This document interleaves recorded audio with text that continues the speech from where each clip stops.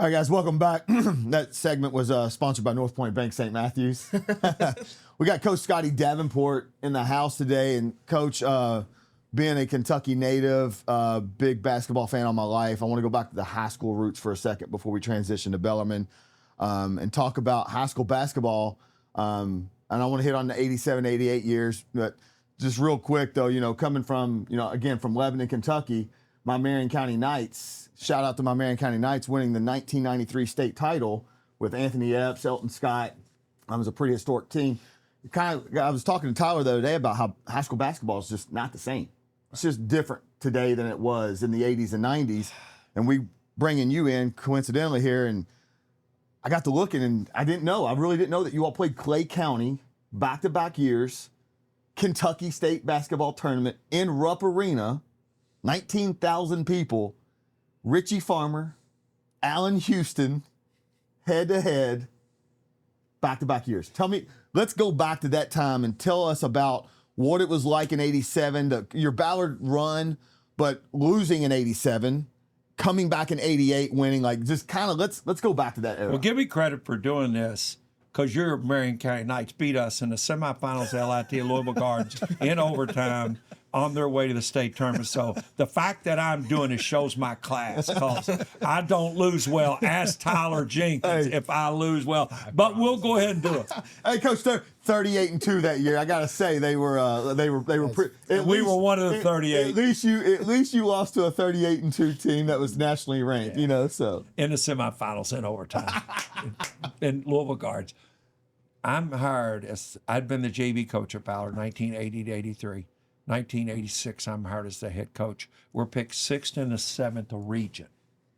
Picked in the 7th region. Sixth in the region? Sixth. No, just for the record, how many teams are in the region? 16 teams. Okay, middle top. So I'm trying to build confidence. I'm a first-time head coach at 29 years old, and I want to get these kids confidence in me. They don't know me. I was there 4 years ago. Todd Howard was a ball boy for us. Now he's a player for us, so I really don't know anyone. And I'm running U of L's basketball camp. I'm the director in the summers. And there's this young coach, Larry Miller, at Meade County High School. And he was taking classes at the University of Louisville. We would just talk basketball, and he's a head coach, you know, varsity coach. He says, I know you're new. Do you have any scrimmages in the preseason scrimmages? I said, no. He goes, would you be interested in coming to Meade County? I said, yeah, okay. So we kind of arrange a date, and I'm thinking, oh, we'll kill Meade County. We're Ballard, and I'll get confidence in these players. They'll believe in me, and we'll go. Saturday morning, you know, in November, we drive down to Brandenburg. We play Meade County. We play 4 quarters. We play the 5th. We play the 6th. We play the 7th. I'm still playing starters. I'm still playing my top 6, 7 guys. He's played everybody but the cheerleaders walking in to have practice or something. We can't win a quarter. I mean, we're going to win a quarter. I'm not leaving. I mean, we stop and feed them at a Dairy Queen between Louisville and Brandenburg. My decision's not, are we going to practice after we get back? It's how long are we going to practice? But the reality is I'm crushed. I'm crushed. We get back, we meet, we don't practice. We come back on Monday, we go, trying to be optimistic. I tell our staff, I said, on January the 1st, if we're 500, we're going to be pretty good. They better look out. But we're picked 6th in the region, but we're going to be pretty good. We go into the King of the Bluegrass. Ballard had never been to the King of the Bluegrass. They hire me the day, they call me Stan Harden, Lloyd Gardner the day I'm hired. Oh, yeah. And they go, you're a South End boy. We would have never had Ballard ever in this tournament, but we're going to have them now if you'll come. I said, yes, sir, we'll be there. So we get there. Who do we play the first game? We play the defending state champs. They're going to get us beat and all that. So we go in there, and we win not the first round. We win the King of the Bluegrass. Damn. We're 11-2 on January 1st. Wow. Well, yeah, we were picked 6th, but we had a starting backcourt of 2 sophomores, Mark Bell and Allen Houston. Jesus. Not too bad. No. We had a player named Chris Risenberg who had missed his junior year due to back surgery. We had a senior named Leonard Taylor who broke his left wrist in preseason practice drawing a charge. Had to play every day. He had a cast on, except during practice. They split the cast. We'd pry it off, to put his hand in it, take it off. He'd be greatest thing ever happened to that team, because Leonard couldn't shoot because of a broken wrist. But you know what? He thought he could shoot, but now with a broken wrist, he didn't shoot, so that helped us. Leonard became a dominant defender and rebounder. That's awesome. That team in '86 gets beat in overtime, Rupp Arena, sold out 19,200 people. It was like playing UK on the road. 1,500 Ballard fans and roughly 20,000 Clay County fans. It was playing UK on the road. I'm not going to comment on the officials. There's only a two-man crew. There's no three-point shot. They shot 38 free throws. We shot 13. Wow. We get beat in overtime. It's okay. We're in that locker room after the game. The players were devastated. The athletic director came in. Everybody's talked, and he said, on behalf of the school, I just want to thank you guys. Jim Ruther, he was the greatest, hardest working man I've ever known in my life. And Mark Bell said, Mr. Ruther, how fast are you going to have that three-point line in? Because the three-point line had been approved for the next year. He said, Mark, it'll be in Monday morning. Before school started Monday, we started school at 7:50. Before school started, it was already in the gym. He already had, Mr. Ruther had been there and painted it. It wasn't taped. Painted that line down so those players could get in there. Okay, 19,000 and change. January of '88, we play in the LIT, which back then was more competitive than the state tournament because it was invitational. Broadbent Arena, Clay County beats us. Now, the game in Rupp was overtime. We got beaten overtime. Broadbent Arena, we get beat, 4,500 people, double overtime. Wow. Now let's go to March of '88. So we're talking 3 times in one calendar year. 19,600 in Freedom Hall. We win. Wow. Here's why it's significant. Let's look at high school basketball. We had a makeup, players from the Ballard reside, very, very affluent. I'm from the south end of Louisville, Central Avenue, not anywhere near Ballard. I got players, as we mentioned, Beecher Terrace, Village West, Far West End. As diverse a team as you could have.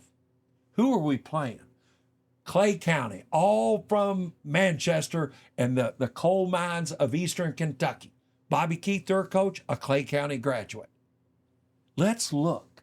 Could you have a more diverse group? White, black, rich, poor, mountain, South End coach, West End. We had it all. We played 3 times in 12 months in front of over 45,000 people. If you add it all up, the 1 overtime game, the 2 overtime game, the game we beat them, the score's dead tied. No Wow. way. Dead tied.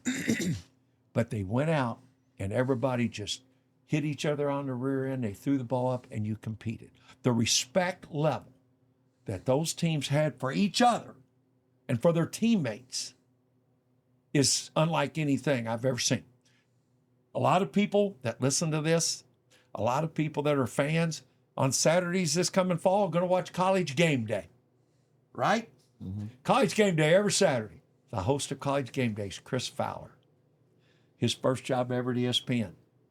Wednesday, 3:30 to 4, a sports show called Scholastic Sports America. Oh, God, yeah. It highlighted high school sports. That year, the whole half-hour show originated from the Kentucky State Tournament in Freedom Hall. That's awesome. And he was with us the whole time. We had a post-game celebration.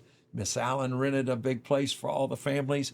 We had some other establishments we attended, and Chris Fowler went with us. Chris Fowler. So what could you give the team? Oh, we're going to get them a championship ring and all this and that. ESPN, nothing was electronic or digital. What they have? The banner that said ESPN, the banner. What's a 4x6 banner? They gave us a banner and it displayed in our locker room, and you would have thought they gave us a Rolls Royce. That team. It was so special. It was so special because of the respect level and you know, but to tell you really coaching, February, the first week of February, Ballard's National Honor Society always had a blood drive, and I gave blood. And I'm finished. Hold your hand up. Go rehydrate, re-nourish. And the principal, I mentioned her before, Sandy Allen, walked in and said, "Coach, are you okay?" I said, "Yeah, Miss Allen, I get blood all the time." She goes, "No, I need to see you in my office." It's first week of February. I walk in, and she goes, "Coach, Mark Bell's dad's died, and they want you to tell him." Oh, wow. Mark was the 17th of 17. You heard me right. 17 kids? And they're Marion County natives. He lives in Lebanon. 17th of 17. Wow. Do the math, his 3 nephews, his oldest sister's 3 sons were on the team. So he had three nephews on the team. That's the gap for 17 kids. Yeah. I said, "Get Monty and Aaron and Charlie out of class." And I told Mark his dad had died. I put them all in my car and drove them home. We walk out of Freedom Hall that night. Bob White, the legendary Courier Journal sports reporter, high school sports reporter. For some reason, just he and Mark had a deal. And Bob walked out and said, "Mark, how could this feel to you? You won a state champion." He said, "Mr. White, I won't say this to anybody, but this was for my dad. He saw this. It was February. You're a high school senior." And I had to tell him, "Now you're talking about coaching. That's coaching." Yeah. And he knew I knew. Yeah. He knew I knew. That's coaching. So high school basketball, I would just like to see the loyalty restored to that. This is going to be 3 to 4 the greatest years of your life in high school. Yeah. When those reunions come up. Now, to put an exclamation point, 4 years ago this September, Eric Gathright, our starting center, all he did was rebound, draw charges, set screens, never scored a point. We got all our team together in September of 21. All they wanted to do on Wednesday night, they told me I had to reach out and make a rule. They wanted no wives or no girlfriends. I'm like, "My wife's already ordered food. What are y'all talking about?" They said, "Coach, you got to tell everybody in the group text, no wives, no girlfriends." None of them had gone to Ballard. And they'll want to leave. They'll want to leave, Coach. I want to stay. We want to hang out. I said, "Well, Eric, God, what else you want?" She said 2 things. He said, "Coach, every game, you went to Paul's Fruit Market and bought 10 oranges. You cut them into quarters, and we had 40 orange slices at halftime." He said, "Coach, we're 48, 49, 50 years old. We got to have adult beverages. We can't have orange slices." I said, "I got you." My wife had already ordered food. I wanted to cancel all and just put orange slices out and nothing else. You should have. Yeah. They all came. Allen Houston, executive with the New York Knicks, all-time NBA All-Pro. Mark Bell, DeJuan Wheat was not on that team, I'm sorry. All 3 McDuffies, Eric Gathright, Todd Howard, Kenneth Martin. They've been college coaches, high school coaches, principals, system principals. They've done everything.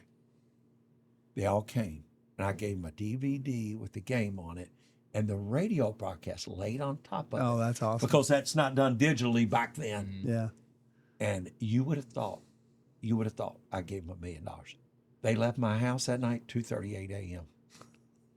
And they celebrated each other. They're 50 years old. Allen's cul-de-sacs, Mariah Carey, Montel Williams, and Tommy Hilfiger. And he's hanging out with his guys. Yeah. The next year, we had so much fun. We had the 2011 national champions from Bellarmine to my house. They all brought their wives because they met them at Bellarmine. That's pretty special. That's special. That's what we did. Cool. Yeah. So you see that that's what, so my reference point of high school is probably different than everybody's. Yeah. It's how I remember high school sports. It was like you played for each other, you played for your team. I mean, it was Right. pride. There was pride in. But I took that on as a college coach. Yeah. Yes. I wanted that same mentality. Yeah. That's where I learned it as a college coach. And that was what, when people asked me why Bellarmine, my high school team, I was talking to those guys last week. See, I talked to them, I mean, literally probably every week about something. right? Yeah. And we, ironically, had the first back-to-back Indiana Mr. Basketballs from the same school ever. Wow.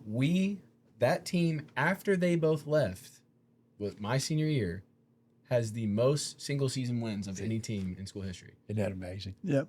And that team was like this. Yeah, it is. It's a Like, true team game. But team game. when I came to my visit to Bellarmine, I could tell I played pickup for an hour and knew, like, okay, Committed on his way home. Did he make it home? No, I didn't. Cancel visits, committed on his way home. 5 visits. You said didn't you call your mom and say? I called my mom Yeah. first because I said, hey, I was like, I think I know. And she was like, really? I'm like, yeah. And I called him because I was like, Coach, He did. I was like, I think this is where I'm supposed to be. I was like, but I want to sleep on it. Because the one mistake that I thought I made when I committed to Lehigh was that I didn't allow myself to go home. Because you know how it is. You're getting recruited. They're telling you everything. Dude, listen to this. They have me in a conference room showing me clips of CJ McCollum. Yeah. This is our vision. We see. Dude, I didn't even play my freshman year. I wasn't. I'm gonna be CJ McCollum when I come here. Right. Come on, like, and that wasn't even my skill set, so it didn't even make sense.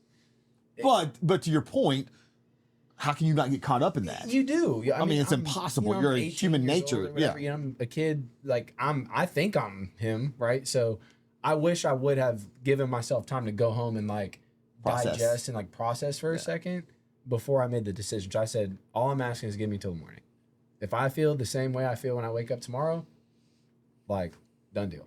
Yeah. And I woke up and was more excited about it because the more I thought about it, because I kept thinking about that high school team and how special that group was. Yeah. We still to this day, anytime that we all talk and we like say bye, we say IGYB.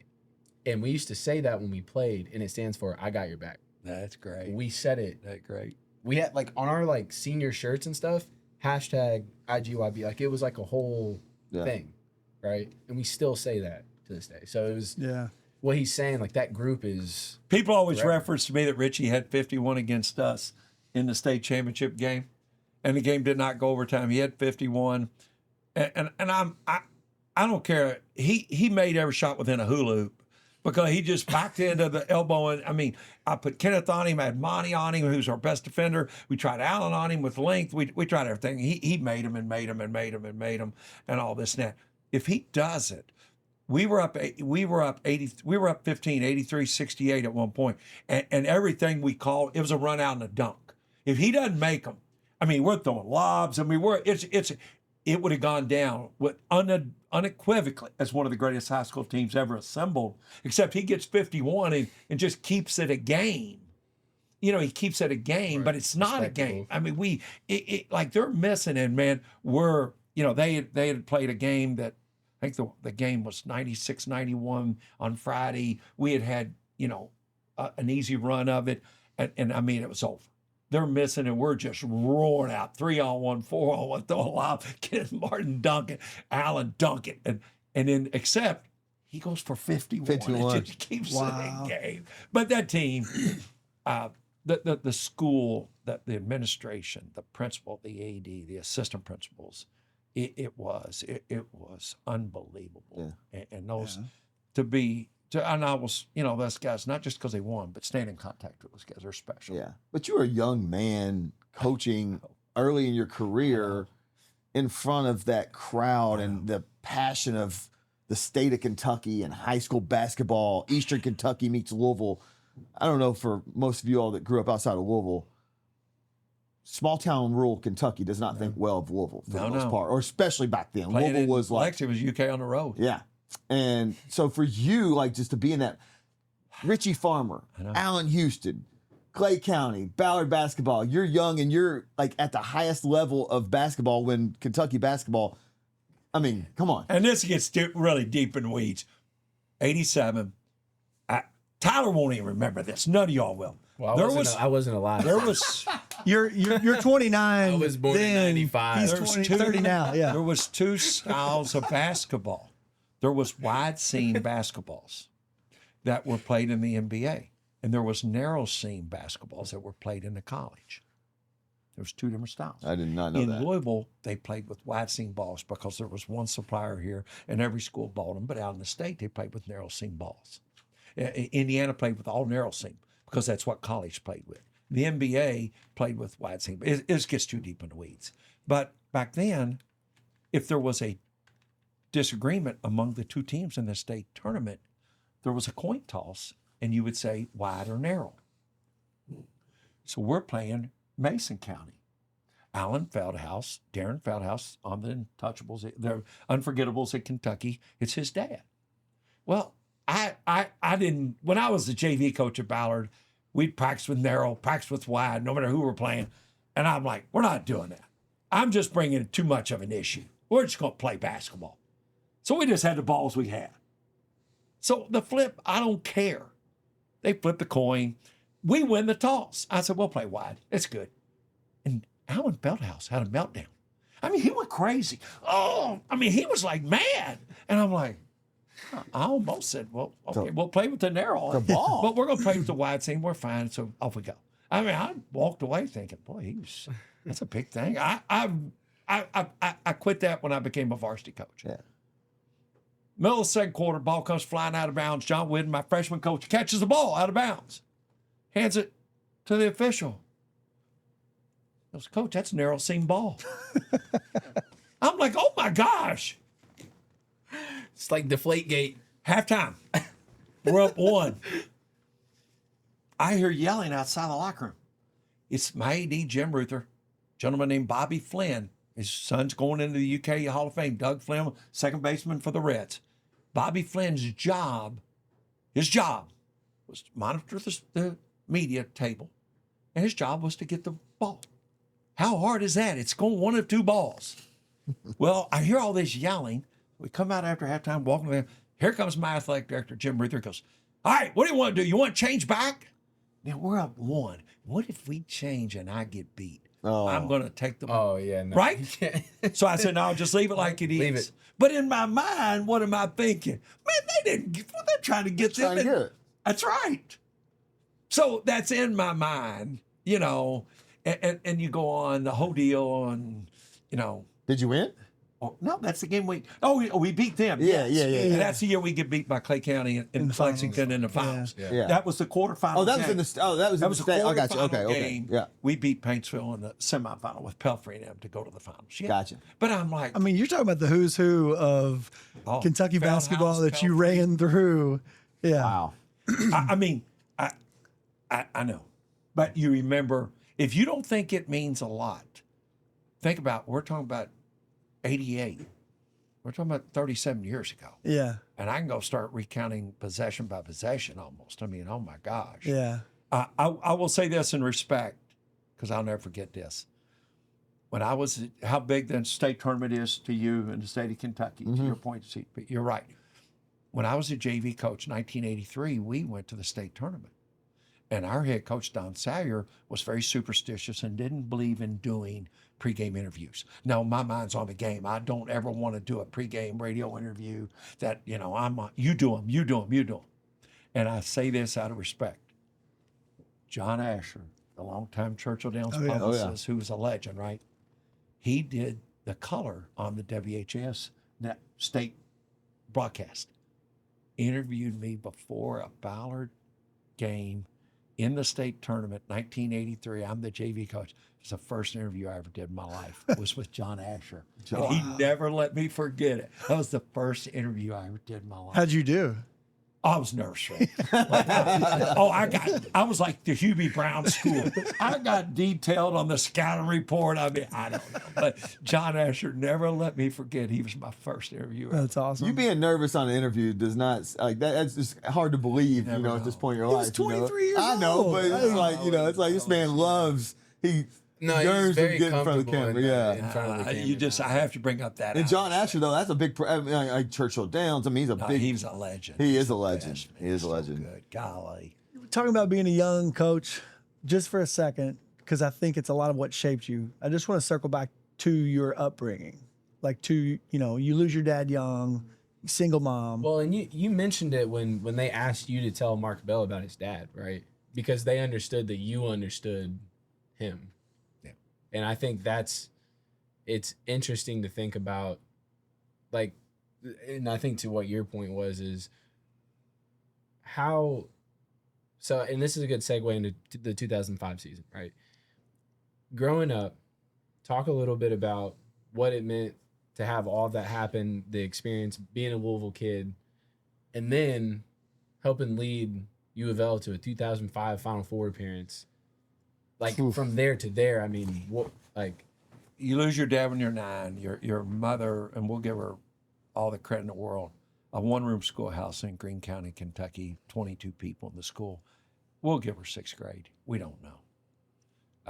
At her funeral, there was her class picture. There was 22 people in the picture, and Coach Pitino came to the visitation, and it was quite crowded. And he just was he couldn't get past it. He just was obsessed with her class picture, and the reason 19 of the 22 were barefoot. Now, think of this. He's from Kentucky Long. thing He's from Stereotypes real, boys. Well, it's worse than that, Tyler. They told him it was going to be picture day, so you wore your best. They didn't show up. Yeah. And They didn't surprise him. Coach Pitino is obsessed with this picture. Think about it. He grew up in Long Island. What's this reference point of that? He's like, what is this? And there's people looking at him, staring at him. He went crazy. And I said, hey, Coach, this is this is her family. She has family members in this. And so you go and you look at that, and you don't have a dad. You get in school. And now, to come full circle, now to be 69 years old, I've been to 14 funerals the last 39 months of players that I grew up with. I was a sophomore in high school. They were a senior. I was a senior. They were a sophomore, 4-year span. They grew up hard. You smoke, drink, and do bad things for 50 years. It's bad. How come it wasn't me, Tyler, to your point? Why wasn't that me? The basketball. Teachers, coaches, assistant coaches, principals, counselors. They saved my life. I became part of something bigger than me that overshadowed every difficulty I had. My mother, I asked her, how did you do it? Davenport's Beauty Shop, 6th grade education. How'd you run your own business? Tyler Jenkins, MBA from Bellarmine. I mean, yes, guys at North Point. Okay, get it. You should be. How did you? And she said, Scotty, my mom, I had an older brother that died at birth. My sister, Vicky, 5 years older than me, a younger sister named Susan died at birth. So my mom loses her husband when she's 49. She had already lost 2 children. She runs her own business. I said, how did you do it? And she said, well, it was just very simple. We needed more. I cut more people's hair. I just worked longer and harder. It wasn't like it was open 9 to 5. If I had to stay till 6 or 7 or whatever. So there's life decisions made there. And these coaches, teachers, the greatest example, the 2 I always give, I made the 9th grade basketball team as an 8th grader because it was a junior high. That was big time. Mike Shaw and I, that's big time. We had to wear a tie on the day of a game in a blue-collar neighborhood, Central Avenue, right by Churchill Downs. I had a clip-on tie that hit me about right here from my dad's funeral. So what am I going to do? I'm in the 8th grade. My mother goes to Arlen's department store, 7th Street Road, buys me 2 ties. I don't know how to tie. Don't have time. Yeah. Her brothers, big family of 11, her brothers are all in the military. Don't have to tie. I go to the coach, Vernon Wohl, the day before the first game, and I said, Coach Wohl, I got 2 ties, but I don't know how to tie a tie. Nobody in my neighborhood knew how to tie. He said, Scotty, meet me at school at 7:30. He sneaks me in his classroom, taught wood shop. He ties my tie around his neck, takes it off, puts it around my neck, buttons my shirt and pulls it up. Game after game after game. Next thing you know, he teaches me how to tie a tie. To your point, now that I reflect, think back, and as we do this long picture, where have I worn a tie to? Final Four in 05, national championship game in Bellarmine, state championship game in Ballard, both sons getting married, my marriage, press conference, funerals, my mother's. Think where I've worn a tie to. And I will look you in the eye and tell you, I've never tied a tie in my life. I haven't looked up. Thank you, Coach Wall. Thank you. He taught me how to tie a tie. Yeah. Now, he had one son. His son's name's Scotty. Coach Wall was perfect. Ken and Barbie, he was Ken. He was perfect. Most perfect guy on earth. And then you fast forward, I'm a junior in high school. My high school coach was the JV coach when I was a sophomore, but when I'm a junior, he becomes the varsity coach. So it's like the second week of September. We started school after Labor Day, second week, and he comes to me on a Thursday and says, meet me in the stadium Saturday morning, 10 o'clock. He goes, meet me. Yes, sir, coach. I mean, you don't ask why. You just say, yes, sir. I don't know, is he going to run me? I don't know what he's going to do. And then he walks away and he turns to me and a few words. He says, I'm going to help you and your mom. That's all he says. Friday comes, Saturday comes. I'm there 9:30. Coach pulls a pickup truck, Ford pickup truck, 2 metal garbage cans. That's it. Gets out. There's not a rake, not a stick with a nail on the end of it, not a blower, none of this fancy, not a plastic bag, 2 metal garbage cans. He goes, you're younger than me. You take underneath and I'll take the track. And we cleaned the entire stadium piece by piece. And on Thursday, he gave me $25. Wow. Now, my high school coach passed away 4 years ago. Spring. He taught U.S. history for 43 years. You have to take U.S. history in the state of Kentucky. You must take U.S. history to graduate from high school. Think how 43 years, how many thousands of students he had. So he dies, coached 4 different schools, taught, man of the people. And just didn't say, well, everybody, social media puts out, Coach Pfeffer's passed. All he wanted was shoes for kids because when he passed, he was bored to death. So he started doing clothing drives for kids. It could be South End, West End, Dixie Highway. He did them through his church. Well, my last trip to Coach Pfeffer's house, it had gone through our locker room at Bellarmine. It had gone through the women's locker room at Bellarmine, U of L men, U of L women, because he called me and said, hey, I need some big size shoes for kids and I bet your kids, when they're done with them, they look brand new. And I had to borrow a pickup truck from Bellarmine to take so many bags of shoes to his house. Well, when he passed, he said, no flyers. And it was like an order. He said, I want shoes for kids. Everybody went to the visitation. It's a Friday. You can imagine. I'm seeing people carrying in 3, 4. I walk in there. I'm like, what is going on? And everybody did it. Social media, they love Coach. Players, students. The Saturday morning, I'm a pallbearer. I race into the funeral home. I go to the office. I said, how many pair? 357 pair. Wow. I said, what are you going to do? They go, we don't know. The young lady was a Bellarmine graduate that kind of ran this. So she goes, Coach, call me Monday morning. I might have an idea. I call. She goes, we don't know, but we're getting close. I called Monday afternoon. A middle school, an elementary school in this town got 357 pair of shoes that day because of my high school coach. Wow. And I said, wait a minute. So they went to school today. They're going to go on brand new pair of shoes.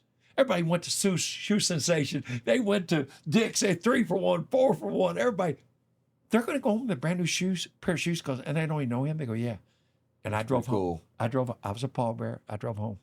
Probably called my wife on the way. I said, just one thing, write it down. When I'm gone, I'm going to do what Coach taught me. I want shoes for kids. Yeah. That's powerful. That's what coaches teach. I remember. Oh, yeah. I remember when we would fill the bags up with the shoes. I mean, it was it was a lot. Like, I mean, you got to think we would go through 5, 6 pairs. So of these shoes teachers, maybe, right? Like, these teachers a piece. impact lives. They do. Yeah. I mean, I'm so appreciative of them. I mean, I am. And you know, that my mom was somehow able to pull that off. She told me, she passed away 15 years ago this fall. And she told me right before she passed away, she said, you know, if you really keep working hard, you might get a real job and make something out of yourself. Well, in my upbringing, a job was a vocation. And what I've come to grips with is I've never had a job. I had an advocation. I've been an advocate for young people because those people, those teachers were an advocate for me. They saved me. Yeah. And Yeah, I mean, Coach, we don't realize how often, like, and especially in this world of, you know, media sensation and, you know, immediate gratification, on our actions and how they impact people, or how people of our past have influenced us or changed our lives or molded us. And sometimes we're not even doing it intentionally. We're just being who we are, advocating for the right things, and you never know who's on the other side being a recipient of that and changing their life. I bring this up because you and I share a mutual friend, Ray Bronger. Yeah. I reached out to Ray before you came on because I just wanted to, you know, I knew you were, you know, mutual with him, and Ray was 300 pounds. Yeah. Ray's not a tall guy. nope. Ray, if you're listening, being kind. I'm being nice, You're Ray. being I love you. Ray's my running buddy. Ray really kind of, he was, think about this. Ray was 300 pounds. Yes, he was. We ran marathons together. Yeah. He told me, he said, you know, hey, he said you and him ran the Oaks Day backfield. You all ran those media tents together. He said you threw the biggest backside unofficial party of for Oaks Day or whatnot. But he also told me, he said, hey, I was 300 pounds, and a big part of my motivation in 2010 was Scotty Davenport. And I said, that's pretty special, because you know what? That was something you went through at one point in your life. And then guess what?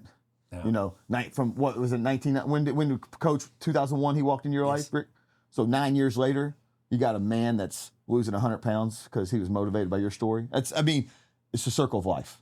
It is. You don't know. You don't know. November 23rd, 63, excuse me. It's Frazier night. It's fall festival. It's the biggest neighborhood event where I grew up. The fall festival at Frazier Elementary, because everybody went. Your grandparents went. Your parents went. Your aunts and uncles went. Everybody went to Frazier night. And Miss Higgins, the principal, came on the PA and announced to the school that Frazier night was canceled, that President Kennedy had been assassinated, and we're sending you home. We're school's closed. We're sending you home, because everybody walked. School used to walk home. Mm-hmm. I lived 2.5 blocks away. Used to walk home.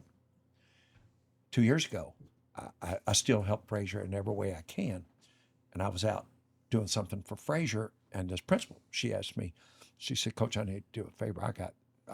It's a very, very, very low performing school, but boy, they're incredible. It's not their fault. She said, and by the collective bargaining agreement, the youngest teachers get the poorest schools. The most senior teachers get the better schools. She said, could you speak to 3 of my faculty members? I said, sure. 3 young ladies, they look like they're 16 years old. My gosh, they were young. And I said to them about Frazier night, I said, they sent us home to be with our families. I said, in this day and age, heaven forbid, if there's another 9/11, they're not sending them home. You're going to take care of them. You're going to be there for them in your classroom. They're not going home. Yeah. They're not going home. They had to get on 3 buses. Maybe there's nobody at home. You're going to have to take care of them. So you got to do this every day. Oh my gosh, these 3 young ladies are bawling. I'm hugging them. They're hugging each other. But that's where these teachers, that's where you influence people. If I influenced a Ray Bronger, my gosh, that's moving to me. I'll text him on my way home. Say, hey man, I appreciate the story. But that's people impacted my life the whole way. I coached under a Coach Crump, under a Coach Pitino, a Jerry Jones, a Bill Olson.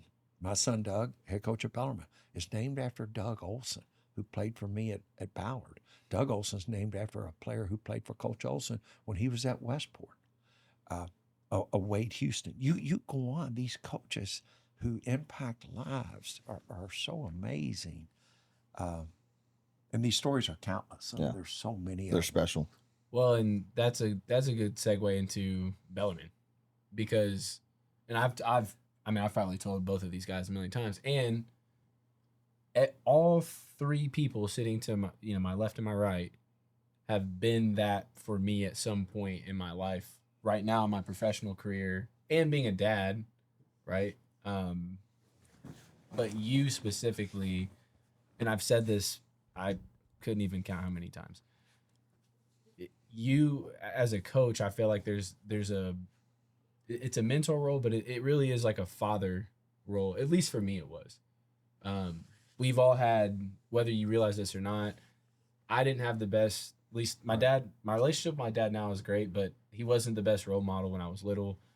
Chad had the same, different, but similar story. Jesse lost his dad when he was 25. Yeah. So like, it's never lost on me how much I learned from you and how it's translated. I mean, how many times have I texted or called you randomly and thanked you? No. Because you were the first coach that never, ever lied to me. If I played great, you told me. If I played like shit, you told me. And you told me just like that. There was no sugarcoating it. And I didn't probably want to hear that at the time, but I always appreciated it. And as I move into the professional role now and what I do, I'm dealing with people's energy that it's not, they're upset with them. It's not me, right? It's a situation, it's something happens, but I learned how to deal with, because I was used to dealing with hard stuff, it doesn't seem that hard, right? Like it can be frustrating, you can get tired, but that time spent at Bellarmine, and that's the segue into Bellarmine, was so transformative and special for me, because I had you, and then I also had Doug, Bo, Steve Hartman, you freaking Jake Thielen. Yep. You start going down this list of people who spent a lot of time, energy, and effort pouring into us, and then I start thinking about the guys that I played with. Yeah. I don't know if do you recognize this logo on my hat? This is the Augusta Distillery. Oh my gosh. From Brent. I wore this today just for this. That's the best. Because we literally were in Augusta. Listen. Yeah, me, I saw the clinic. Alex, Rusty, Willie, Rhett. I think that was everybody, right? We put on a free youth basketball clinic in Augusta, Kentucky, with one stoplight, maybe. Not Augusta, Georgia. Not the we're not down the Masters, right? No. They had so Brent gave the commencement speech of their graduation, probably a month before that. We were going. Sharon and I were going, and then we ended up having a wedding. We were going. He did amazing. I know. We were going. He did great. Largest graduating class ever. Any guesses on how many kids? 25. More, but close. 72. 30. I think it was 35. Oh, wow. There was more people on his dorm floor, not the dormitory, his floor. At Bellarmine than in his entire graduating class at Augusta. Wow. So, but to give you just context on like how small that community is, right? Yeah. We go back, we put on a free, this is free. These kids show up, they got shirts. We coach them 2 days. It was Friday and Saturday. And the coolest part about that though was after that, we're all hanging out. We went and get dinner. We're drinking, just talking about, everything. Right. And Bellarmine is a very special place. Sorry. For me, because I have those guys, you, so forever. And I think, I'm curious to hear like Bellarmine wise, right? Like the story, because you were there for 20 years. So, I mean, it was that's the majority. Well, I guess not technically the majority, close to, right? Yeah. Of the time that you spent in something that you built, right? Because when first 3 seasons, you were 500, had one losing season, and then the 4th season, Sweet 16, and then from then on it was. Well, here's the lesson that I think should last for a lot of people. and we've talked about it. So we mentioned Ballard to U of L pay cut. All right. Let's say U of L now 05, Final Four in the Big East to Bellarmine. Pay cut. Pay cut. Yeah. Yep. Pay cut. Oh yeah. Had won 9 games the year before I came. So the first question is, why do you leave? Yeah, I mean, I told why do you Tyler leave? how did that happen? They approached me 3 years prior to that. They approached me. I won't mention his name. A powerful attorney, Bellarmine grad, approached me. I jumped through all the hoops and I told him, I don't want to risk this if it's not a done deal. Oh, no, we're serious about this. I played the little game. I filled out this, and that. I didn't even get an interview. And that attorney was livid. And my thinking is, why did you ask me if you weren't going to hire me? Right. And they kept bragging to me, we've had 85 applicants. Oh, that's because everybody in the world thinks they can coach here. If Denny Crum quits tomorrow, there's not going to be 2 applicants because nobody can do that job. Right. He's so good. Right. Everybody in the world, guy walking down the street thinks he can go coach here. Don't tell anybody that. But I don't get the job. It's fine.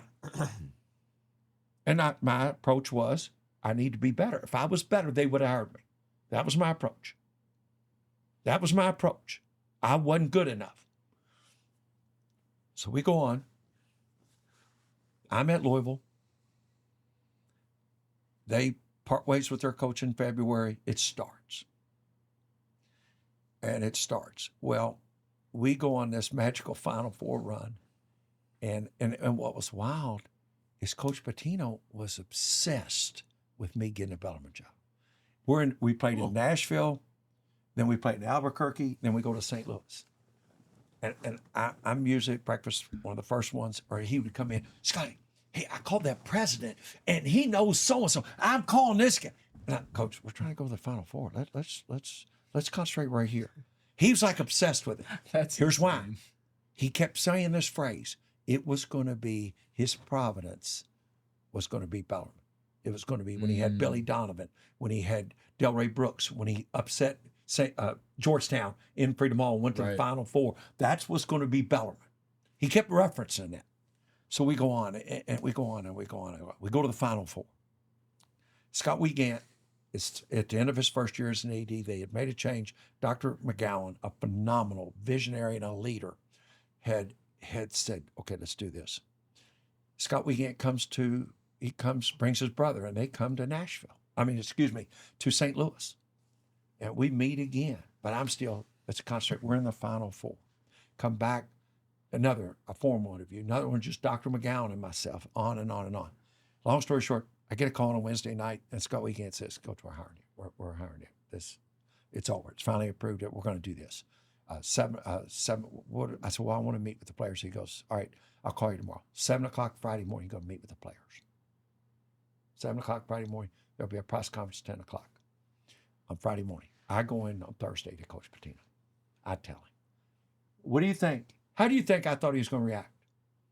I think he was excited. Right? Oh, yeah. Yeah, he's been advocating for it, right? He ripped me. You are making the biggest mistake in your life. And I am looking at him like, what in the world? I'm like, what? You have, for the last 4 weeks, you have called everybody in Louisville. You've preached. You had this vision. I mean, it was, I walk my office right to the conference room in between my office, walk in. And I mean, literally walking up, right up my backside is Kevin Willard. He goes, hey, Ponzi, how messed up are you right now? And I'm like, Kevin. Kevin had heard every word of it. Kevin's office was like through another office. He goes, how messed up are you? And he's laughing. And I'm like, Kevin, isn't it funny? He goes, this is going to be the greatest compliment you ever had in your life.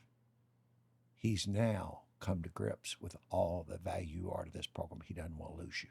Don't you ever forget it. Wow. Yeah. He goes, we're all going to take you. We're all going out this afternoon. About 4 o'clock after work, we're all going. You're going. You're doing it tomorrow. And that next morning, we had that press conference. That next day is Saturday. We did individuals that Friday. We do individuals that Saturday morning. It's the last day we could do them. In between, Saturday morning early, first shirt I ever had in my life said Bellarmine on it. I still have it. Kevin Willer and I ran a mini marathon together. Because we ran together all the time and we were already running, and just so happens I got the job the day before. I go in, do individuals. I run down 4th Street in the mini. Brandon Jenkins played on our team, went to the Final Four, comes out of Minority Hall, comes out of the dorm to cheer me on and running and tell me how bad he's going to miss me running. I'm running. I'm probably 3 miles from the finish line. And he's like, Coach D, I'm going to miss you so bad. Coach D, he's literally high-fiving me on 4th Street. And Kevin and I running every step together. He goes, hey, Podsy, man, it doesn't get better than this, does it? And we go on. And it's so that night, a great friend of ours, our sons went to high school and played high school football together. He had got a promotion. Another guy had got a new job. He and his wife are there. And another couple. So there's 4 couples. We had all gone to Pat's Steakhouse. We're all celebrating each. One got a promotion, new job. The other couple just were all together. And myself, well, I don't live far away, so we all go to my house afterwards for dessert. Phone rings. That's like 10:30. It's Coach. I said, yes, sir, Coach. He said, Scotty, Scotty, are you having a party? I said, well, no, sir, Coach. There's 3 couples here. We're having dessert. And he lived near me. We've gone to Pat's and we're having dessert. Scotty, are y'all like drinking and partying? I'm like, well, no, sir, Coach. Yeah, we got a promotion and we're fine. He goes, well, I said, Coach, what's going on? I'm trying to change his thought process. He goes, I saw all your comments and I want to tell you how much I appreciate you saying that and how much it means to me that you said those things about me. Scotty, what are y'all doing? Now, we hang up. He's on the West Coast recruiting. It's about 11:45. I've got sons that are in high school, college, and there's a knock on your door. You get sons in college and high school, you're scared to death. 11:45, knock on the door, you're scared. I run and open it. Dozen red roses, 2 bottles of Dom Perignon that he has to leave. He calls and has somebody get them and knock on our door and deliver them. And I call him. You having a good time now? And we pop the cork so he can hear it. See, that's Wow. That's you phenomenal. Can't measure. And then you start on with the journey to Bellarmine. But why would you leave Louisville and go to Bellarmine? When you went to the Final Four, you have 2 degrees and 39 hours over your master's from literally on top of the world. So no matter what happens to Pitino, I'm probably between Bill Olsen, Tom Drew, probably still going to have a job. Why do you go take a job with a team who won 9 games? Bellarmine believed in everything I believed in, academically, athletically, and at this time, socially is becoming a big part of it. So I do it.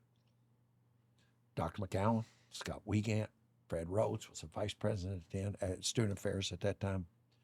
And off we go. And you mentioned, we the first year, I had 4 seniors that I had thrown out of our first team meeting so that everybody could understand our goal.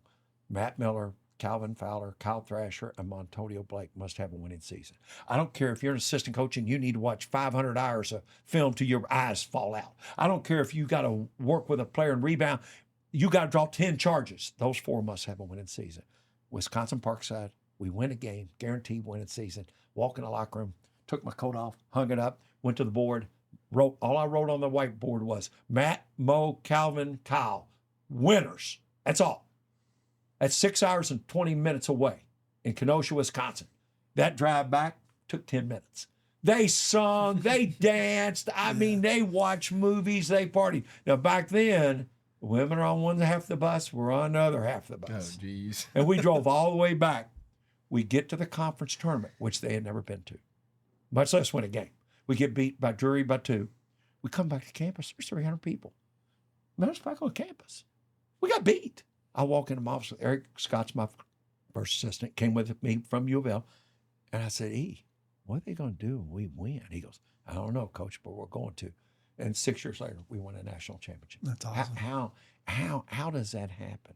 Incredible, incredible, incredible young men, and everybody wanting the same thing and being willing to do whatever it takes to achieve it. You mentioned your high school team like that, what you had done. When everybody wants the same thing, willing to do whatever it takes to achieve it, that is powerful. If a third grade classroom could do that, how great is Miss Smith's third grade day going to be? It's going to be incredible. What about a home, a community, a neighborhood? What about a country? How good would it be? And that's been the goal every day. Every day. So, selfishly, this is one of the questions that a couple questions that I wanted to know. Most memorable moment of me as a player. So basically, favorite moment, highlight, whatever you want to call it, and then the worst, where if you could have ran me 10 hours straight and kicked me out of practice, you would have, or off the whatever the. Do you have any of those moments that stick? Yeah, I will say one of the most memorable moments. I just went blank on the play call. Bird? No. We ran against Finley. Ran Adam over the top. I think you entered it. Adam made the little bounce pass. The double where we ran the backdoor play. Yeah. Both of them X'd over the top. Yes. Yeah. You know what I'm talking about? Did you enter it to Adam? Did you enter it? Not to Adam. Were you with Adam? To who? Yeah, but I mean, it was whoever had. I know, but you entered it to Adam, and I think he dropped it down. No, both X guys are over the top. Yep. Adam was the elbow guy. You hit him, and he just threw it blindly, and it was the exclamation point on the game. Did he hit Brent? Or he hit? I think he hit Brent. What game was it? It was Finley in the regional. Finley. In the regional. Here? Yeah, in Knights Hall. It was. I think it was Brent. I know you're talking. It wasn't me. It was Brent. He literally caught it in midair and threw. But you entered it to the elbow. Adam. Right. I threw it to Adam. Yeah. No, it was a call. I said we're going to end it. Yeah. He just called it and blindly looked. Didn't even look. I threw the ball to Adam. Adam had to jump to catch it, and in midair he threw the ball. Okay, now I got it. You started left, which you're supposed to. He's coming from the left side. You reverse dribble, hit Adam. Yep. Adam's sprints up, and Adam just caught it and blindly looks. He sticks his foot in the ground, gone. Layup, exclamation point, game over. See y'all, get out of Louisville, going back to Ohio. No, I remember. It was a rowdy ass game. No, we've used it in video highlights for years. Yeah, it was rowdy. And then what you did to make me mad? Yeah. Lowest spot. Yeah. Lowest moment. Yeah. You never made me mad. Oh, bullshit. I got like 5 of those. I remember. He was the point guard, coach. I mean, I'll tell you. You tell me why. I'll tell you my. I'm not going to remember the thing that. Yeah, I had pet peeves. Well, I learned playing off of 2 feet was probably the biggest. It is. That was the thing I struggled with the most. Yeah. I'll never forget. It was. I'm pretty sure it was my last season. We lost. So that season we lost 5 games. One of those losses was the last game we played Southern Indiana in the regional championship game. You, Andy. No, we played. Our final game was Southern Indiana we were at Lewis, right? And we lost in the NCAA regional championship game. But we had a 3-game stretch. We had never, my whole time there, we had never lost games back to back ever. Like in the 3 years I was there, we lost 3 in a row, and you would have thought, I mean, the world was over. Like it was the worst time. Practice was that practice after that 3rd loss. If there was ever a time where I thought, maybe basketball isn't for me.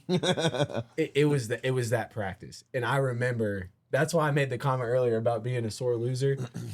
That you would have thought that 3 games was like, you would have thought like we would have spit in his face or something. I don't know. Like he was pissed. I mean, we were pissed. Like it was hard to bring the same charisma all the time. I took losses personal. That I should have done a better job. If you didn't teach this, if you didn't teach this, if you taught this, if you taught, I did. I mean, I've taught, we've kind of referenced them. Coach Crump, Coach Pitino were very, very different, but there was still a right way and a wrong way to play the game. Yeah. That's the one thing that I look back on is there's a right way and a wrong way to play the game. It's my job to teach the right way, and you teach it when you can do it under pressure. Mm-hmm. If it's a free throw block out. It's funny, this has been in my mind ever since you said it. Yes, we practice free throw blockouts. What's it take, 2 minutes every day? You want to know why we practice free throw blockouts? Do you know why? Do you know why I was obsessed with it? Because didn't someone have they had a violation? It was... No, you're close though. The first regular scheduled Louisville, Kentucky game, Rupp Arena, Saturday after Thanksgiving. First regular scheduled game. I won't say who because I'm too good of a guy. Oh, come on, Coach. We miss a free throw block out. Cedric Jenkins tips it in and costs us the game. Game over. I'm scarred for life. I'm a GA at Louisville, 1983. First Louisville, Kentucky regular scheduled game. Dream game. Yeah. Rupp Arena, Saturday after Thanksgiving. We did not, and again, I'm not going to say who. He knows it. He's heard it from me. If you're listening, you're watching this. But we'll give Come credit where credit's due. Cedric Jenkins gets a free throw rebound back in, and I'm scarred for life. That was 1983, and so we're 17. We're 42 years ago. I'm still scarred. Still scarred. We would have won that game had we blocked out on the free throw line. So I said, we will do never this again. And if you missed a free throw block out for us at Bone, what happened? Just like run to the table. Don't just run to the table. Don't even wait for the horn to sound. Yeah, Cardinals. Don't even like you're not. Don't even look like that guy might be coming in for me. Like go start walking. Yeah, but just go. Just sprint to your seat and go to the end of the bench. Don't even get near me. But you say play off 2 feet. It goes back to being a right way and a wrong way to play the game. And probably the most fun I had was teaching the game and then see it transfer to competition. If that play you mentioned that we ran with you, Adam, Brent, it took all 5 guys. If both guys don't cross full speed, if both guys don't lift to lift the defense, if your pass is not on time, outside hand, and Adam catches it, bends and throws that low, quick bounce pass, it doesn't work. Instead, it's an exclamation point, and the roof of Knights Hall goes off. There's 3 things that you taught me while I played there that I will never. I repeat them constantly, or I think about them as I move about what I do.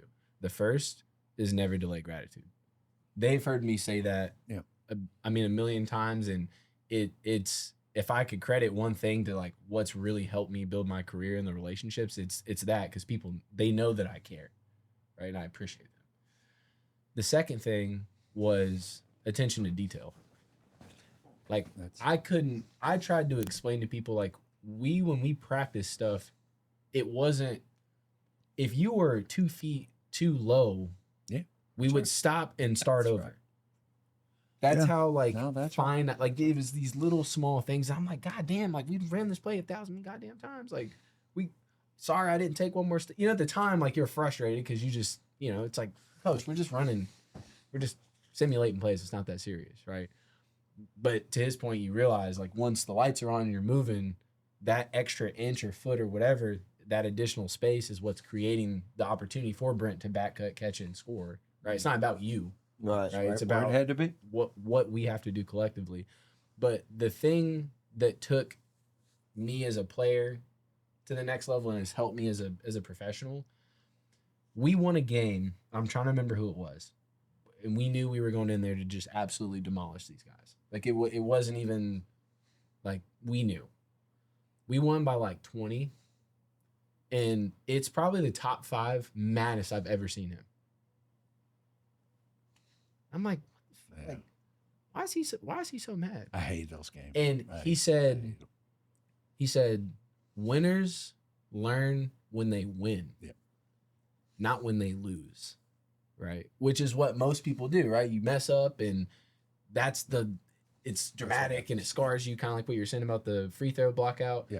And that's the only time that people choose to learn. But like, if we know that there was something, anything, small thing that I missed that blockout. I should have set that cut up better. I should have met the pass. We won the game by 20. And that's what young people do. We destroyed them.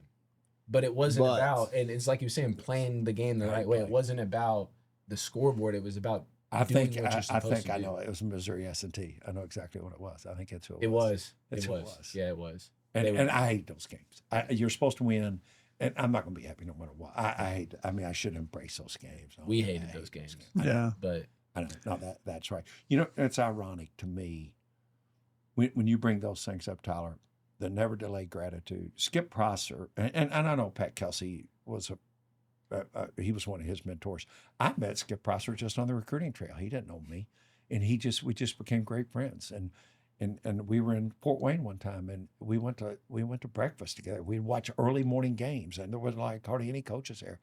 And I just became friends with him. And he said, "The reason I'm so attached to you, my wife grew up in Audubon Park, right behind Bellarmine, so I kind of know where you are." But he knew I'd been under Coach Crum, under Coach Pitino. We just became friends. And when he passed away, I went to his funeral, and it was in my pocket every single game I coached after that. His card from his funeral said "Never delay gratitude" on it. Oh, wow. And that's where I learned That's where you got it. And the thing was, how many of us had lived, how many of us right now, there's 4 of us sitting here, would give anything to go back, and we can come up with 10 people like that we wish we could say thank you to one more time. So that became a basis of the program way back when Skip Prosser passed away. And I just knew him. I went up to that funeral by myself and drove home by myself.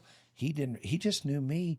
We were both at this 8:00 game, and there's no other coaches getting up that early there. And he was obsessed with the Coach Pitino and the thing. And then he loved to talk about Louisville. He'd talk about Churchill Downs. And I said, "Well, Coach, I grew up right by Churchill Downs." And he was just a great person. Yeah. But that's where that came.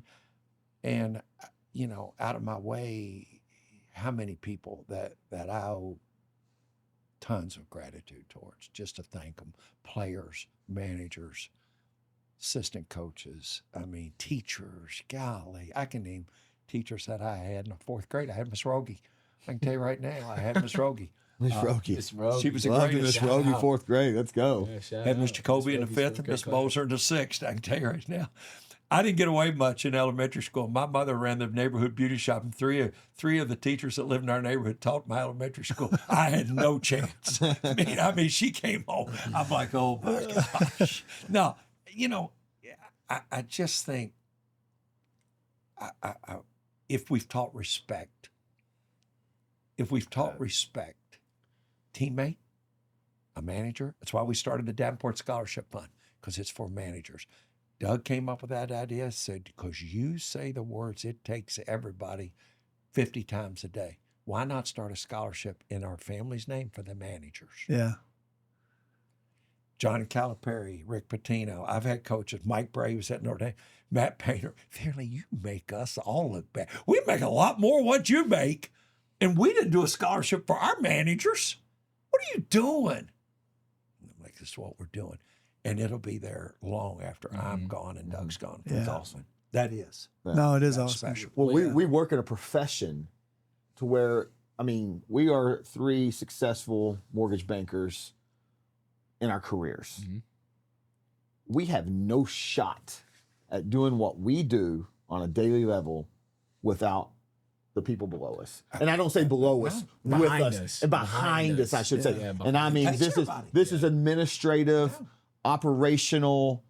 You just gotta understand how it takes everybody to make it work. It's not your top 2. It's not your number 1 person. No. It's like you said with, Allen Houston. It wasn't just Allen Houston. It was takes everybody. Well, it's the Takes fact a we've been here village. for 2 hours, and Yeah. there's loans closing right now. No, There's loans getting approved right now. We're not there. Yeah. And it's so much, it's so powerful when people come together and achieve things. That you referenced that championship 3 years ago. We had 1 Division I player on the team. It was a Division II team. And we did something that had never been done. You walked in there, you were in that locker room. It's the most powerful locker room I've ever been on because they were celebrating each other. In this day and age, where you grab your jersey and say, "Look at me," Yeah. nobody was doing that. You know, when I was at St. X, Mike Glazer, you know, legendary Hall of Fame coach, we always wore a shirt that said "Team Together Each Achieves More." And you know, you talk about shirts with your the back. Our senior year, we had such a good. You know, we didn't have an all-star. We didn't have a guy that was Mr. Football, but we came up with a motto: 1 team, 1 goal, 12-4-99, and that was. I mean, I'll say it. It was one of the best St. X football teams of all time. But we were a team, See, and everybody. So top to bottom, it's amazing. Yeah. It is truly amazing. It's unbelievable. Coach, I want to bring something up real quick. We're sitting here. I mean, we're talking who's who. I mean, like, I'm honored to be sitting here talking to you right now, but hearing you talk about Denny Crum, Jerry Jones, Rick Pitino, Tubby Smith, John Calipari, Skip Prosser. I mean, these are legends of college basketball. And as we are all basketball fans, Tyler, obviously the one that played college, but we're truly basketball fans. As we were coming into this, I'd be remiss if I didn't bring this up. We were talking before we started interviewing here. Bobby Knight. Let's just drop another name here real quick while we're at it. Let's drop another Hall of Fame all-time coach. But you kind of had a little Bobby Knight story, and I just listen. 2011, Bobby Knight's doing ESPN games. He's got a 9 o'clock game in Louisville on a Friday night, Louisville versus UConn. Billy Reed, legendary 7 Hall of Fames in sports journalism, paying season ticket holder Bellarmine, came to every game, locker room before the game, locker room after the game, came to practice, calls me on a Wednesday. Said, "Would you have any interest in having Coach Knight come speak to your team on Friday?" This is February, late February. Matter of fact, it's senior night weekend. And I said, "Absolutely, no doubt." He goes, "We're playing Kentucky Wesleyan on Saturday, so we play Thursday, Saturday." He goes, "Well, here's only one condition. I don't know if I'm gonna make it happen, but if you say a word to anybody, it's over. It's off. It's not happening." I said, "Okay, I'll call you tomorrow." That's it. We have a game on Thursday. Calls me Thursday. Said, "Hey, we still on for tomorrow? Have you said a word to anybody?" I said, "No, sir. I haven't said a word to my wife." He goes, "We'll be on tomorrow. We'll be over during practice tomorrow." Calls me Friday. So I'm picking him up at the airport. "Have you said a word to anybody?" I said, "No, sir." He said, "Have me a parking space. Have a parking space at the back rear door right there by your bench. You know what I'm talking about, Tyler, where y'all come in every day?" I said, "Okay." I said, "Well, I got to have somebody. I got to tell somebody." He goes, "You just tell them to have a parking space. Don't you tell them who." I go get Terry Tyndall, the guy who ran the facilities unit. And their office is right there in facilities team. I said, "Terry, I need you to stand right here till there's a car pulls in and gets out." "Who's in it?" I said, "You don't know. You Don't just move. stand there Santa till Claus. the car gets up." We're practicing. He's out there standing just waiting. But he does what I ask him. We're practicing. Probably 2/3 of the way through practice. That rear door right there opens up. Bob Knight walks. Here comes in the general. our practice Wow. with Billy Reed. Walks to midcourt, right there where the scores table is, right behind the scores table. Just stands there. Just turns and watches the end of practice. Probably got 2 segments of practice left. They'll run and free throw or do out of bounds plays. Watches. I go in there and introduce myself. He goes, "I like these boys." That's all he says. "I finished practice." Come over. He says, "I'd like to speak to him." I said, "Coach, we'd love that. Would you want to speak to? We'd be honored. You want to speak to him out here? You want to be in the locker room?" "I want to go in the locker room." Oh, Now, man. you got to understand, this team's got Braden Hobbs from New Albany, He's a Justin monster, Benedetti dude. from Clarksville, Jeremy Kendall from Jeffersonville, Luke Sprague from Newburgh, Indiana. Castle High Indiana School. boys. Yeah. We got 4 starters from Indiana, and here comes Bob Knight walking in the day before senior night. We're on a drive to try to win a national championship. We go in the locker room. The lockers are L-shaped, right? But the pre-renovation. It was before. It's an L. I sit to where I can see the entire team because I want to see their eyes. And he gets going. And people, like I said before, he's 6'6", big, strong, wearing a sweater. He's big. And there's nobody in there, but I have not told a soul. Coaches, managers, players. And man, he gets going. boys, and I mean, he's getting going. He's talking defense. He's talking rebounding, drawing charges, setting screens. You take that guy. I mean, he's getting Old school. And I'm looking, and a phone goes off. This is 2011. Now, iPhones didn't come out till 2007. And I'm looking like, oh, my God. He's going to kill somebody. Who's he going to kill? Yeah. Throwing a chair. Yeah. We're going to see it. Yeah. And I'm looking, and he goes. It's him. Puts it back in his pocket. And then he gets real soft-spoken. Now, guys, now, boys, Coach here, I watched the 25 minutes, and he starts talking. And he gets, now he's really going. He starts talking about postseason, attention to detail, every possession counts. You block out, you take it. He's going, and he's kind of done, and he's done, and it rings again. I'm talking to the boys. I'll call you back. Slams it back in his pocket. And he's done. He goes, any of you boys by just any chance married? And I'm looking in their eyes, and they're like, and they go, no, sir, no, sir, no, sir. He goes, well, when you are, that's how you handle that. They don't know if they can laugh. They don't know what to do. They don't know what to do. They all walk up very professionally, look him in the eye, shake his hand. He and I, Billy Reed, stand outside in the gym. He goes, I'm a fan. I'm going to watch. I'm following every game. I'm on this. The way they just thank me, I'm doing it. Well, we have a game the next day. Walkthroughs at 10. Pre-game meal at 11. Game at 3. I said 10 o'clock in the morning on this counter. I want it typed. I want it professional. Your thank you note to Coach Knight. I package him up, UPS. He's in Lubbock at the time. This is when he finished at Texas Tech. I package him up, airplane right to his house. We win the national championship. I get the most unbelievable letter from him that he had watched that. I told you I was following him, and you were much the best. And he just sprays everything. How about that letter? Wow. That's awesome. That's Now, I got ripped by some local talk shows. We don't understand Coach Knight had some transgressions. We understand we understand. Yeah. Somebody referenced throwing, we know. Language at time, we know. And I got ripped. And the point was, and I fired back on the air, it wasn't, we know what Coach Knight's done. We all know that. It's common knowledge. The fact was, he didn't have to come talk to those players. No. That's why he was extraordinary. That's Bob Knight, Yeah. arguably one of the greatest coaches in the history of the game. Why does he come to a Division II team that he didn't know anything? Why? He didn't have to come. That's what was important. What if we all did things we didn't have to do? That's what you're missing. I said this on the air to him. And you don't think that transitions to those players' futures?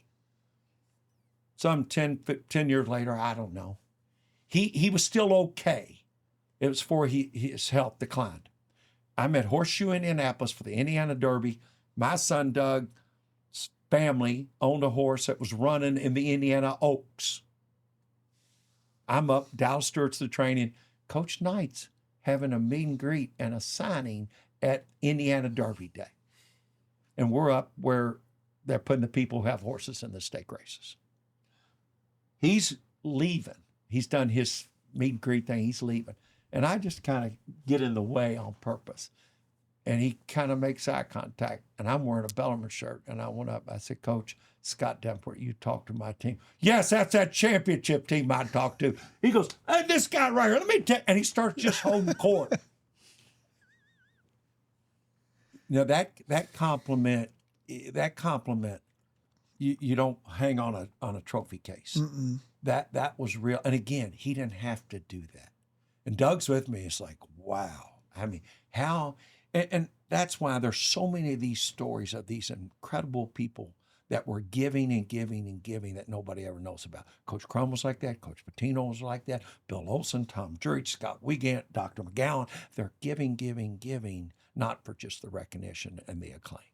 Yeah, Pitino came and talked to us when I was there. I'll never forget that. No. Talk about somebody who commands a room. It was like, And it was in September when he came. you could feel the energy shift when he walked through the door. Yeah. No. He wear a was white like- suit. He wear a white suit. Whoa. No. He but, you know, and again, those people do things that they don't have to do. Yeah. And I think that's why, you know, I have a very seldom say no. Yeah. We appreciate you. And the It's- reason it's I fine. get to do it, not I have to. Yeah. Big difference. Special. So we Yeah, you've been blessed. There's no question. Yeah. Yeah. well, You know, and I talked to Tyler, and I mean, you don't even know this, and you talked about Billy Reed a second ago, and I want to talk about, because Tyler actually got a little emotional when me and him were kind of prepping for the show a little bit. You talked about Billy Reed kind of bringing in Bob Knight or whatever. Billy Reed was also a huge advocate for you Yes. when you were, obviously you were being named as possible coach for the University of Louisville. Yeah. 2 occasions. No, I believe back in 2018 is when he was actually advocating for you.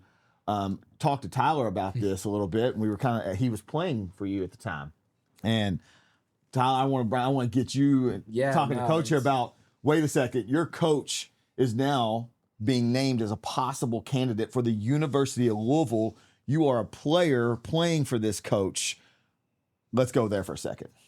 well, the even crazier context of that is the season before, which was supposed to be my senior season, I tore my labrum in my shoulder. Mhm. I tried to battle through it, and it kept coming out, and they're like, "Look, you got to stop." Yeah. And then shortly after that, found out that I have autoimmune disease that was like, I lost 20 pounds in like 2 weeks. I was pale, and we found out I was anemic. Like it was awful. It was like one of the worst times of my entire life. Get surgery, figured out the autoimmune stuff, got on the right medication. So I'm starting to get everything back together. I basically was a coach on that staff that whole season because I just couldn't play. Right. Did everything I could.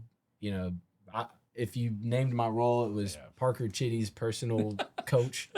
God bless him. Love you, Peach Hit. But I wanted to strangle you most days. But then that next season that was like my actual senior season, right? And I watched those guys battle. Brent Bach had like an unbelievable, because the minutes I wasn't playing, he took over and was just buckets. Just unbelievable. buckets. Like literally had the most unbelievable senior year. But the whole time I'm like, God damn, I wish I was battling with them right now. I hate this. Because that was my class. Those were my guys. Sure. Right. I put in all this work, did the rehab. Like, I'm coming back for this senior. I'm trying to win the whole thing this last year. This is my last chance. Beginning of the season, Adam and I are sitting in the lunch hall. And obviously, like, we know what's going on with U of L basketball. Like, we're not dumb, right? And we get this text. Oh, we got a team meeting at like 5 o'clock or whatever. Like, out of nowhere. And I look at Adam and I was like, we're screwed, bro. And he was like, so we go in there and everyone's in there. Players, managers, coaches, trainers. I mean, the whole, like we said, it takes everybody. It's every single person involved. And we're all looking at each other because he's not in there yet. Mm. So we're all just kind of looking at each other like, You know. we know, but You we're know. not 100%. Yeah. You know what I mean? And coach starts talking about it. And, he's explaining to us, like, guys, listen, like, Bellarmine is everything to me, but, they offer certain, like, there's life-changing circumstances that I can't say no to, right? And I'm going to be honest, coach, I've never told you this.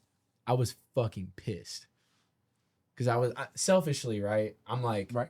God damn it, my senior year, I think we have the team. This team was built to go, top to bottom. People are going to be mad, but you got to be honest. Yeah. And then people don't do that. So Correct. kudos to you for doing that. Yeah. So he explains it to us, tells us, hey, here's, this is what's going on. I don't think you guys I think you probably know this, but, I'm in conversations about this job. Right. And, we're like, I'm like distraught. Like, I came here to play for him, right? And this is my last ride. Like, just selfish, right? Really, honestly, it was selfish. But then, like, later, and this is what I told Chad. I was sitting in our dorm, and Ben Wire and I are roommates. And Ben's gone. I'm really just sulking. Like, he's sad, honestly. Yeah. But then I started to think about it, and I was like, you know what? He deserves that. And how cool of a story, full circle, right? Would that have been? And looking back, honestly, that's the decision they should have made. I got so lucky that they were stupid enough not to do that, because that last season was magical. It was awesome. It was. But I prayed for you guys every day after that. I prayed that they would give you that job.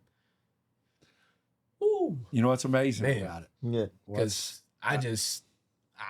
That's love right there. man. Well, we're going to bear all souls, so I don't get it.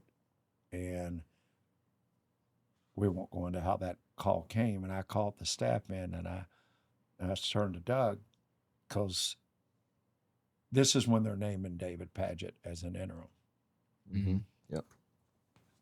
And I called him in, and I said to Doug and Jake Fiedel, That's when he was there.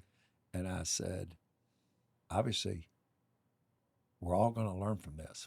This isn't going to be a pouting. I wasn't good enough. If I was, they'd hired me. Well, no. I said, no, wasn't good enough.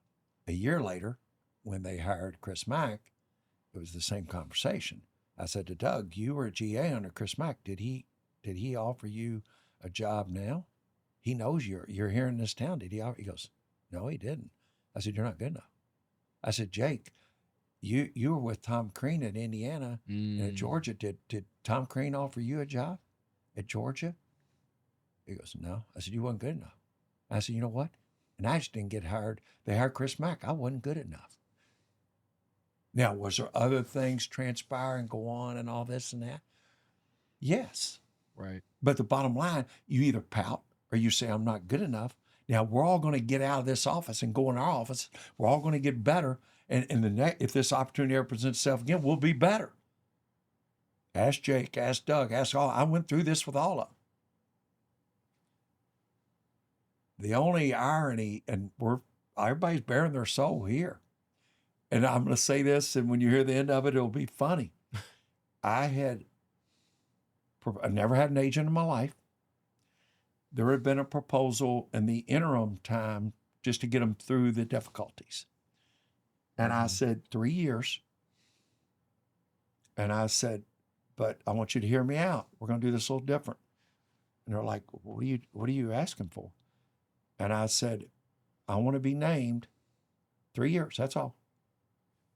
I want Jeff Wall standing next to me. I want Arthur Buerel, the swim coach, next to him. Karen Ferguson, women's soccer. Dan McDonald. At the time, it was Scott Satterfield. I want everybody next to me. Because I'm going to send a message. I'm not doing this for money. And they said, it's they. They said, well, what are you talking about? I said, I want you to take Jeff Walls' contract, redact his name, put my name in, I'll sign it. I ain't doing this for money. I'm going to do this to unite this entire community. This thing is divided worse than anything in the history of the sports. And I'm going to do this for his money to show this ain't about Coach Crum money, Coach Pitino money, this, that's all. I'm doing this for right. I got 2 degrees from here. They go, are you serious? I said, yeah, we're going to all get together. We're going to win for the right reasons. And when it's all over and that, it'll be fine. As long as Doug's named the coach at Bellarmine, because that's how I've invested my life, we'll move forward with that. 2 hours later, I get a phone call. Now, we do talk 10 times a week. My phone rings, it's Jeff Walls. Did you say? And he goes, I said, yes, I did. He goes, oh, will you do me a favor? Call him back and get a $400,000 raise, then sign it. He said, I'm kidding. He said, you're unbelievable. And we talk all the time, coach to coach. We talked last night. Good guy, isn't he? Twice yesterday we talked. And he's like, all the time. And at that point, of my life, Bellarmine was going to be in great hands. A young man had made 4 Bs when he was at Bellarmine his entire college career, Doug. When I was in college, I wish I'd made 4 Bs. and you know, everybody was on par with this. This was going to be a win-win. Scott Wiegand knew everything every way. The players knew everything every way. I told the players every way. The only difficulty was it happened 2 years in a row. It happened when David Padgett was named. Yep. It happened later when Chris Mack was hired. And what's ironic, Chris Mack's agent played for me at Ballard. Played JV for me. Really? Is that right? Jason Charney. I mean, you can't make that up. Not that I had anything to do with that. And they went from you know, Vince Tyree, the whole, it had so many moving parts. Right. Yeah. It did. But that's okay. Yeah. Isn't that amazing? I didn't know that affected. I just, my thing was to be honest with players. No, and if I asked you something, I want you to be honest with me. What did I say earlier that I valued the most about you? You never lied to me. No. Ever. And this, you know, it's even worse now, but you there's no secrets now. But I wasn't going to beat around the bush. It was out there. People were talking. I mean, and it's a compliment.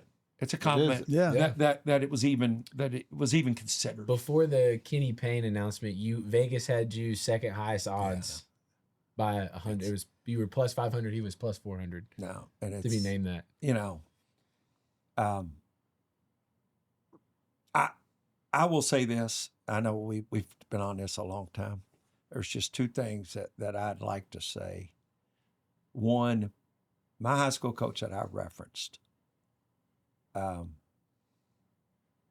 when he passed away, he taught U.S. history for 43 years. Did I mention this to you? Yeah. But what he wanted, those shoes. Yeah. All I want's those shoes.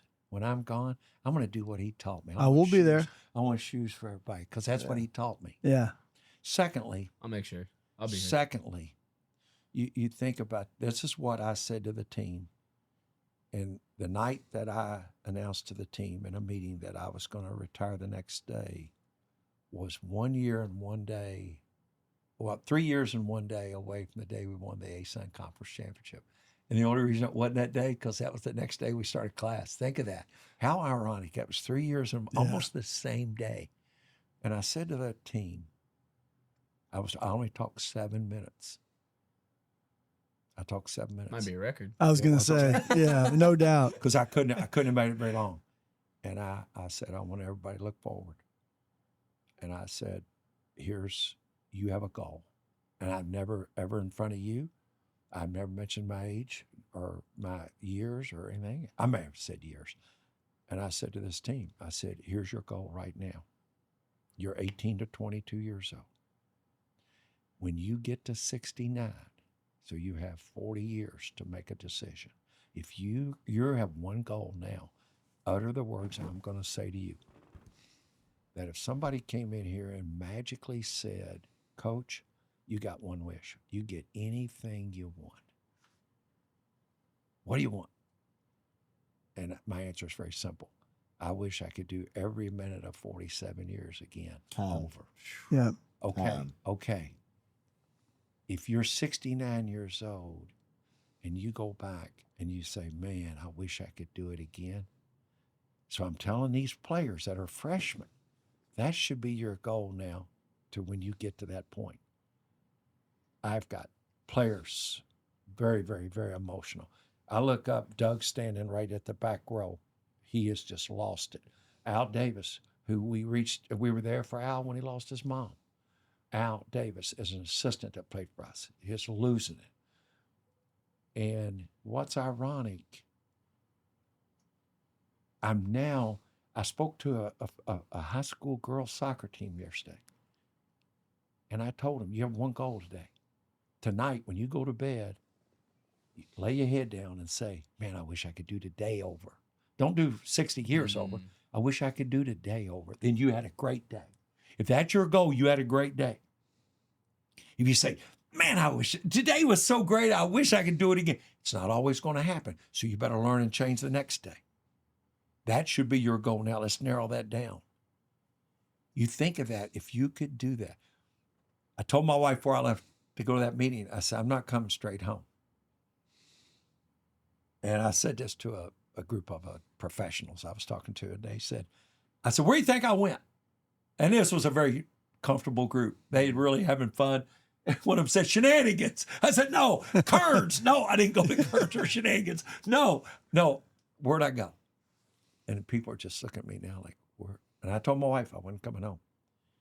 And I drove to 1508 Central Avenue. I stopped right in front of the house. I drove to Davenport's Beauty Salon. It's an apartment building now. I drove to Frazier Elementary. I'm like, wow, just think right there. I drove to Southern Junior High. I went to Iroquois, and they got that banner on the side of it. Says Scotty's Iroquois. That I was supposed to be on, and somehow they edited it. It was you. It was you.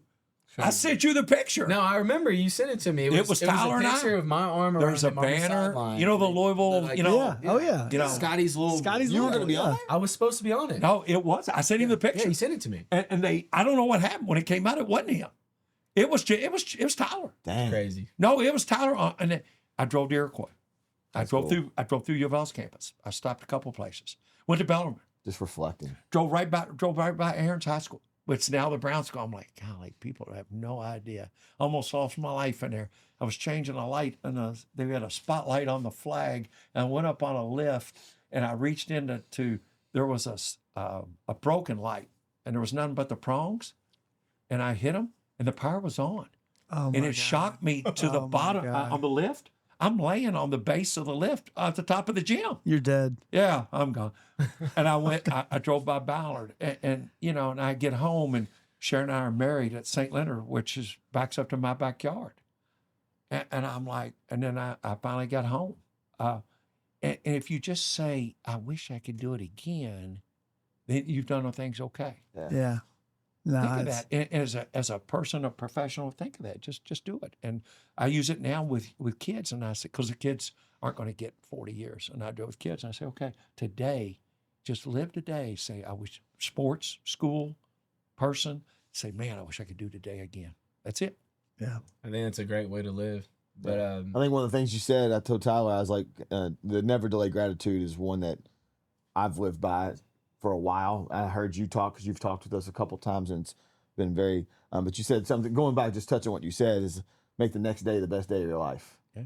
You know, and I think if people understood what that meant on, let's not dwell. Let's appreciate. Time is not forever. Time is short. People around us we have people around us that deserve our best.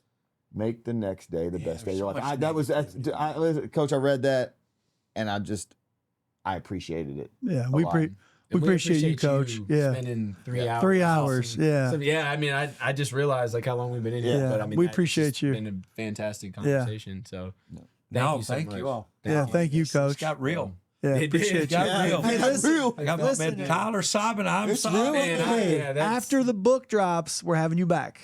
Yeah, we're having you back. We'll do You know, a book tour. We're going to have the format of the book as of this moment.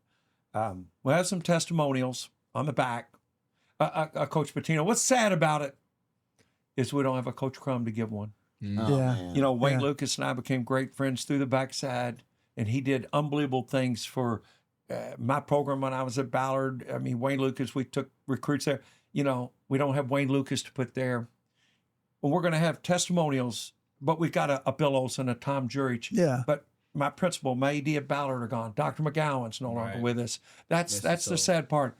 But we're talking about 4 sections of my life, but four chapters. There'll be multiple chapters within the sections. Yeah.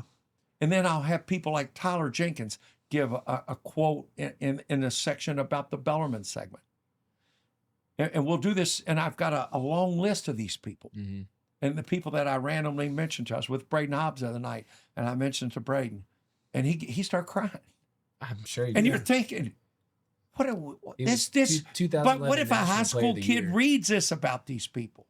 Or what if somebody reads this about these people and says, okay, look. And then the publisher asked me, she goes, well, if you've done all this about, you got these people and you're thinking it, do you have a title? And we'll end this here. I said, I got an easy title for the book. Luckiest coach ever lived. Wow. That's perfect. That's perfect. Yeah. Luckiest coach ever lived. That's it. That's beautiful. Well, That's it. Coach, we thank you for coming to the closing table. Right? Yeah. There we go. Yeah, it's the Absolutely. Funding Fathers, man. That's Funding right. fathers. That's right. Coach, thank you again. We appreciate you. And tune in. We'll see you guys next time. Yeah. See you guys. Thanks. Thanks, Thanks, guys. everybody.